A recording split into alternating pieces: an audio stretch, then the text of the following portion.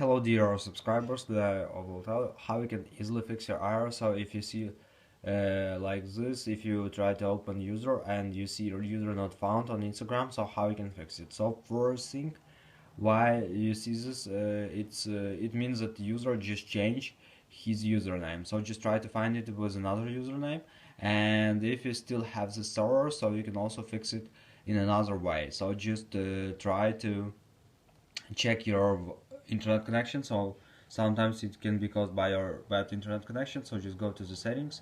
In the settings, just open Wi-Fi. If you're using Wi-Fi, just try to turn it off and turn on again. Also, you can do it with mobile data. Just turn off and turn on again your mobile data. And if you just go to the general, just tap on shutdown, slide to power off, wait a few seconds, and just power on your phone again. So just simple restore your phone. And if you still have the error, so you can also try to fix it in another way. So just go to App Store, just go to search tab. In search tab, just write Instagram, and if you see here not open but update, just tap on update and it will successfully download and install Instagram app on your phone. So thanks for watching, have a nice day, subscribe to my channel, click like, and goodbye.